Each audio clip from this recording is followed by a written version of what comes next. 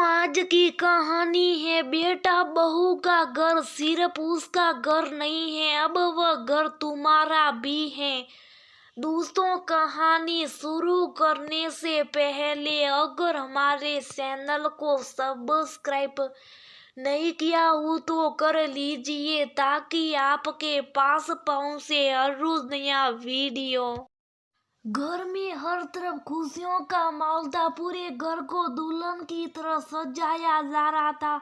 हंसी खुशी का माहौल था। लजीज पकवानों से पूरा घर खुशबू से महक रहा था। शहर के सबसे बड़े व्यापारी जिनकी इकलौती बेटी रसीम की शादी थी, उस शादी में शामिल होने रसीम की बड़ी बहन रंजनी को भी आना था।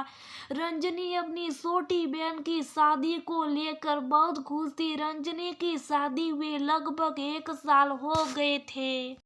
रंजनी का पति अमित एक अच्छे कंपनी में उसी पोस्ट पर जॉब करता था। किसी बात की कोई कमी नहीं थी।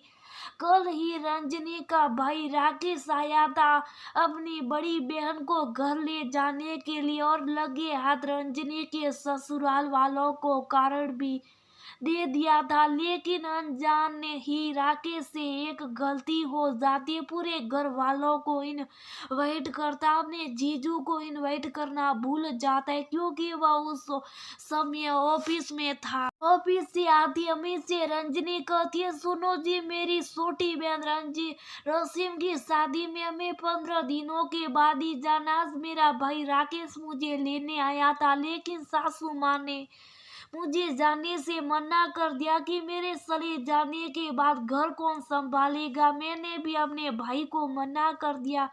उससे मैंने यही बोला कि हम और जीजू एक साथ 1 सप्ताह पहले शादी में शामिल होने आ जाए के। खुशी खुशी रंजनी अपने पति को सारी बातें बता रही थी।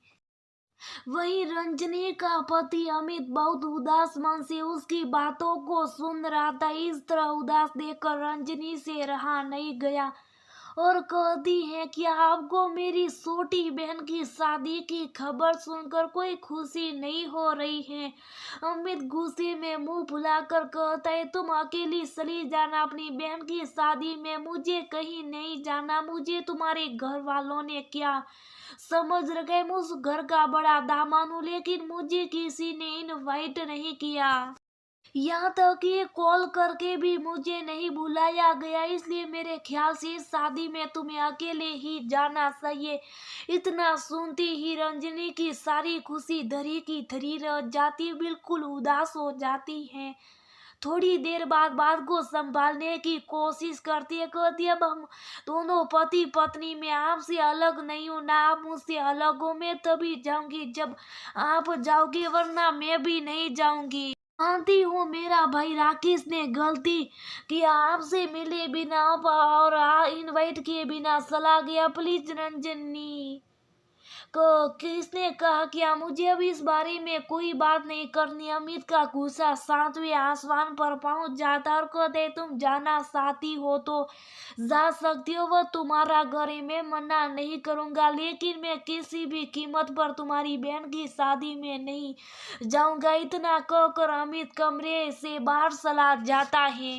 वहीं रंजनी को रोना भी आ रहा था और बहुत गुस्सा भी। उसे अपनी ननद की शादी की याद आ जाती है। कैसे कुछ दिनों पहले की बात है, जैसे ही शादी की बात सुनी अमित वहां जाने के लिए उतावले हो गए थे, जबकि ससुराल से भी कोई नहीं आया था कारण देने के लिए और नहीं बोलने के लिए। फिर भी अमित अपनी बहन की शादी में 1 महीने पहले जाने की तैयारी में लग जाता है। मुझे भी तो किसी ने नहीं बुलाया था, फिर भी मैं आगे बढ़कर ननद की शादी में सारी जिम्मेवारी उठाई थी। कितनी खुशी खुशी में उस शादी में शामिल होने अपने ससुराल गई थी। मेरा पति ऐसा कैसे कर सकता है। मैं अमित के घर वालों का किसी बात का बुरा नहीं मानती हूँ, फिर आज अमित को इतना बुरा क्यों लग गया, जबकि मेरी छोटी बहन की शादी तय होने के बाद मम्मी पापा ने ये खुशखबरी सबसे पहले अमित को ही बताया था। मानती हूँ जल्दबाजी के सागर में अमित को इनवाइट करना मेरा भाई और मम्मी पापा भूल गए, लेकिन कार्ड देने घर तो आया था।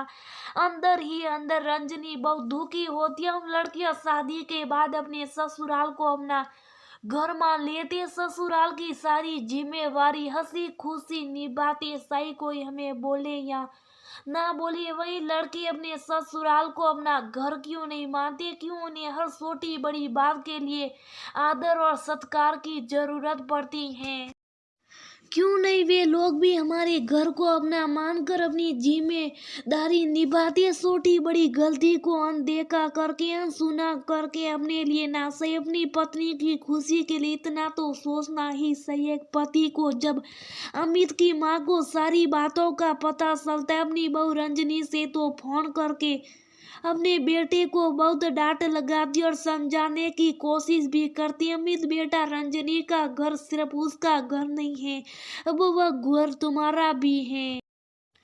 जैसे रंजनी बहू हमारे घर की सारी छोटी बड़ी जिम्मेवारी को बिना किसी बहाने के निभाती है, वैसी तुम्हें अपने ससुराल की सारी जिम्मेवारी को निभाना। पति पत्नी का रिश्ता बहुत नाजुक होता है और अनमोल भी, और ये रिश्ता तभी मजबूत बनता है जब ये बिना किसी रुकावट की आगे बढ़ता रहे। तुम दोनों को अपनी सूझबूझ प्यार और विश्वास के साथ निभाना चाहिए। दोनों एक दूसरे का घर का ख्याल, एक दूसरे की भावनाओं का ध्यान रखोगे, तभी दोनों का रिश्ता और भी मजबूत बनेगा। रंजनी बहू का परिवार भी अब तुम्हारा परिवार है, उसके माता पिता भी तुम्हारे माता पिता के समान है। जब तुम अपनी बहन की शादी में बिना बुलाए जा सकती हो, तो फिर अपनी इकलौती साली रसीम की शादी में बिना बुलाए क्यों नहीं जा सकते। अपनी माँ की बात सुनकर अमित को सही लगता है, खुद को बहुत शर्मिंदा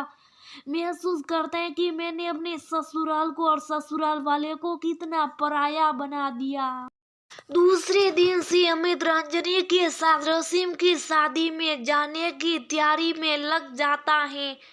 खुशी खुशी शादी में शामिल होकर अपनी सारी जिम्मेवारी बखूबी निभाता है। दोस्तों, सही महीने में देखा जाए तो अक्सर घरों में ऐसा देखने को मिलता और कितनों के साथ ऐसा हुआ हो।